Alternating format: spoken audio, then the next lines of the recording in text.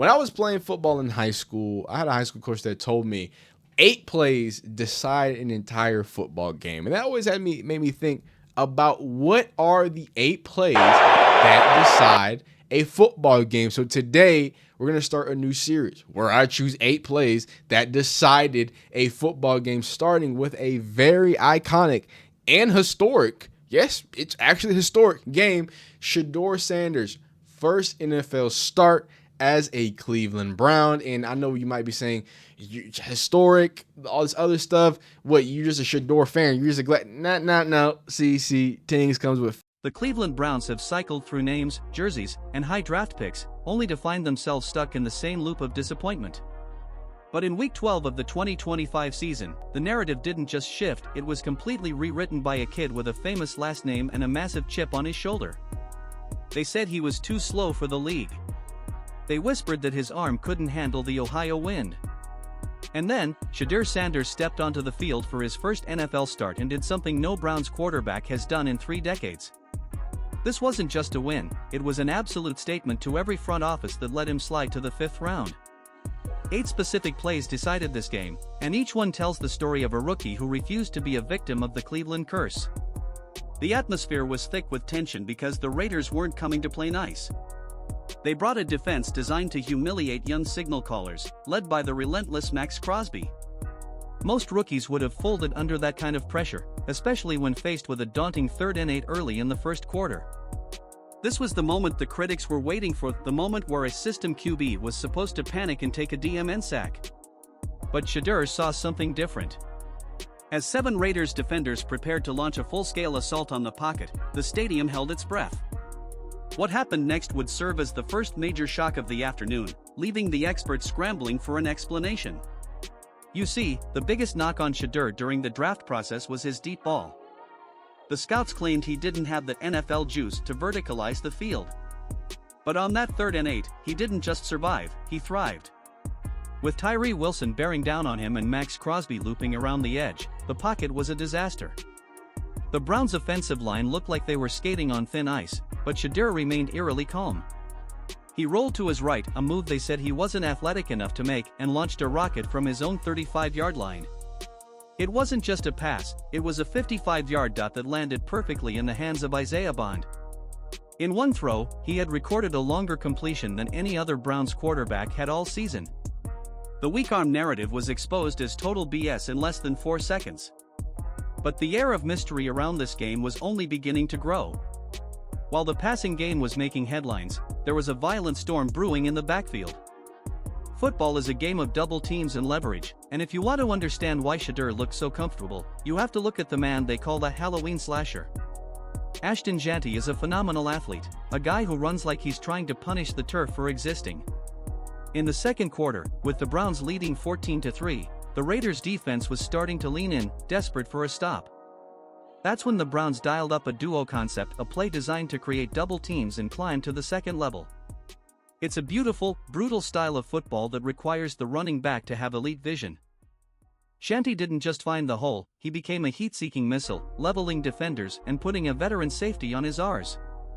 This kind of physical dominance changed the entire math of the game, but even with a star running back, the Browns were one mistake away from a total meltdown. That mistake came from a source no one expected. Jerry Jeudy is supposed to be the veteran presence, the reliable target for a rookie quarterback. But in a moment that could have turned the game into a tragedy, Jeudy reminded everyone why football is the most unpredictable DMN sport on the planet. Shedeur had done the hard part, he bought time, directed traffic like a seasoned pro, and delivered a catchable ball. And what happened next would have been so much better. But as we know, Jerry Jeudy, I just don't know what else to say. I don't know what else to say. We should have knew. He gets up, he starts skipping, hopping, and jumping. The ball's on the ground. Next. All right, play number 4. Now, halfway through these 8 plays, you're going to see an absolute instant impact. I would be remiss. Ball into a tight window. It should have been a routine gain. Instead, Jeudy did the one thing you can't do. He didn't just drop the ball, he basically handed the momentum back to the Raiders on a silver platter. Watching him skip and hop while the ball was live on the ground was enough to make every Browns fan lose their mind. It was a heartbreaking blunder that threatened to ruin Shedeur's historic night. But what happened next would prove that this team was built differently than the Browns of the past. When the offense stumbles, you need a monster to wake up on the other side of the ball. Enter Myles Garrett. If Shedeur was the heart of this game, Garrett was the hammer. There was a minute left in the first half, and the Raiders were actually in a position to score. They were 5 yards away from their field goal target, looking to steal the momentum before the break. Geno Smith thought he had time. He thought his tight end could provide enough fluff to slow down the best pass rusher in the world. He was wrong. Garrett didn't just beat the block, he moved through a double team like he was walking through a revolving door. His hands were violent, his bend was unnatural, and the way he dispatched the tackle was pure technical mastery. He didn't just get a sack, he exerted a kind of defensive gravity that made the Raiders' offensive coordinators start drawing up plays on napkins. It was a dominant display that kept the rookie's lead intact, but the game was far from over. As we moved into the fourth quarter, the tension was rising again.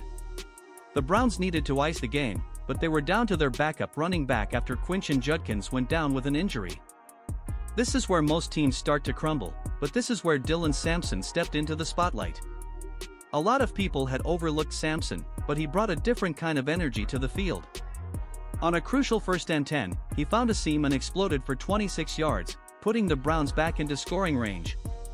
It was the kind of boring but essential play that defines winning football. It allowed the coaching staff to pump the brakes and start thinking about the finish line. But the better half of the 50-yard line, Dylan Sampson, he really finds a way. And not just finds a way here, right?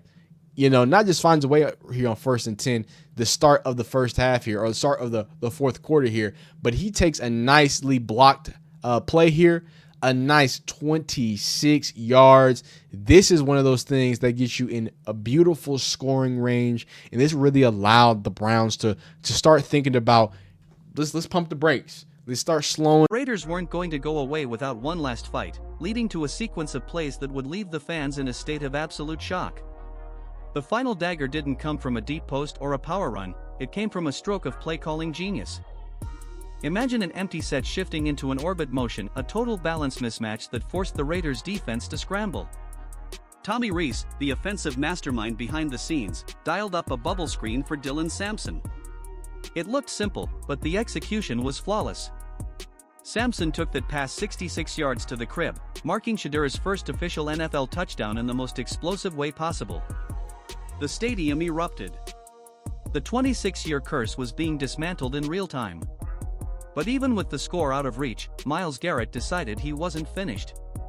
In the final 2 minutes, Garrett delivered a speed-to-power rip move that resulted in a strip fumble, officially ending any hope the Raiders had left. It was a defensive masterclass wrapped in a rookie's dream. After the whistle blew and the historic win was secured, everyone wanted to know how Shedeur felt. They expected him to be arrogant, to talk about his legacy or his famous father. Instead, he stayed humble, but with a sharp edge. He reminded the media that he was a 5th-round pick. He reminded them that every single team in the league had skipped over him at least 5 times. That kind of motivation doesn't not broken just a week ago, but now it's broken. But we know what this play was. Big time play. Dylan Sampson takes it 66 yards for Shedeur Sanders' official first touchdown. And I really actually like the play design here. I know we gave a lot of flack to Kevin Stefanski. I'm going to give this credit to Tommy Rees. That's what I'm going to give it to. But you get an orbit motion, right? This is empty to orbit motion. So you motion to quads, basically. You motion to quads, so that immediately makes a balanced mismatch over here. You got Njoku, you got Fannin, you got everything, and then after that point, that's just Dylan Sampson, elite speed. But yeah, those are the 8 plays that make up this. Go away after one win. It becomes the fuel for an entire career. Shedeur Sanders didn't just win a football game. He proved that the scouting reports were wrong and that the Cleveland Browns might finally have found the man to lead them out of the darkness. But as the celebration fades, one question remains: can he do it again, or was this just a flash of brilliance in a long, cold season? The league is officially on notice, and the story of the 2025 Browns is only just beginning. This game was a reminder that in the NFL, narrative is everything until the ball is snapped. They said the Browns were a graveyard for talent, but on this day, it was a birthplace for a new era. Between Myles Garrett's technical dominance and Shedeur's poise under fire, the blueprint for a new Cleveland has been drawn.